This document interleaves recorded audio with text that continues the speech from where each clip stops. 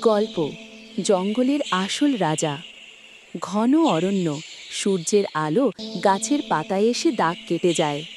এই জঙ্গলে দুই শক্তিশালী প্রাণীর রাজত্ব ছিল, সিংহ রাজন এবং বাঘ তরুণ। রাজন ছিল বয়স্ক, অভিজ্ঞ, সম্মানিত। তরুণ ছিল যুবক, দ্রুতগতি, আক্রমণে তীক্ষ্ণ। দুজনেই তাদের শক্তির জন্য বিখ্যাত, কিন্তু তাদের মনোভাব ছিল আলাদা। প্রথম অধ্যায়, অহংকারের আগুন। একদিন জঙ্গলে একটি বড় ঝড় বয়ে গেল। ঝড়ে অনেক গাছ ভেঙে পড়ল, প্রাণীরা আতঙ্কে ছুটোছুটি করতে লাগল।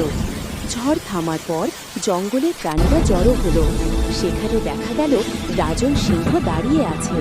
সিংহ বলল, এবার জঙ্গলের দরকার শক্তিশালী নেতৃত্ব। আমি বহুদিন ধরে এই জঙ্গল সামলে রেখেছি, আমি রাজা থাকা উচিত। চুপচাপ দাঁড়িয়ে থাকা বাঘ তরুণ বলল, শুধু বয়স আর শক্তি কেউকে রাজা বানায় না। জঙ্গল পালনের জন্য বুঝদার হওয়া দরকার। যদি পরীক্ষা হয়, আমি প্রস্তুত। প্রাণীরা ফিসফিস করতে লাগলো। দুজনের মধ্যে আগুন জ্বলে উঠল। কে আসল রাজা? তৃতীয় অধ্যায়, চ্যালেঞ্জের ঘোষণা। পরদিন জঙ্গলের জ্ঞানী হাতি মহাবুদ্ধ ঘোষণা দিল, রাজা ঠিক হবে কাজ দেখে, কথা দেখে নয়। আগামী 3 দিনে তোমাদের 3টি পরীক্ষা হবে। 1 সাহস, 2 বুদ্ধি, 3 দয়া ও ন্যায়ের পরীক্ষা।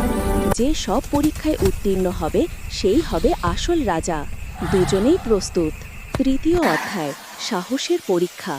পরের দিন খবর এলো, ঝড়ের পর নদীর ধার ভেঙে ছোট্ট বাঘশাবক আটকা পড়ে আছে। স্রোত খুব দ্রুত, যে কেউ গেলেই ভেসে যেতে পারে। সিংহ রাজন বলল, আমি যাব। সে পানিতে নামলো। স্রোতে কাঁপতে কাঁপতে সে শাবককে টেনে আনলো। সবাই হাততালি দিল। এরপর তরুণ বলল, এবার আমার পালা। সে নদী পার হয়ে টলতে থাকা একটি বিশাল বৃক্ষের ডাল বেঁধে দিল, যাতে ভবিষ্যতে কেউ নদীতে পড়ে গেলেও রক্ষা পাওয়া যায়। জ্ঞানী হাতি বলল, একজন সাহস দেখিয়েছে, অন্যজন ভবিষ্যৎ সমস্যা সমাধান করেছে। দুজনেই পরীক্ষায় উত্তীর্ণ। চতুর্থ অধ্যায়, বুদ্ধির পরীক্ষা। রাতের অন্ধকারে একটি হরিণ পরিবারের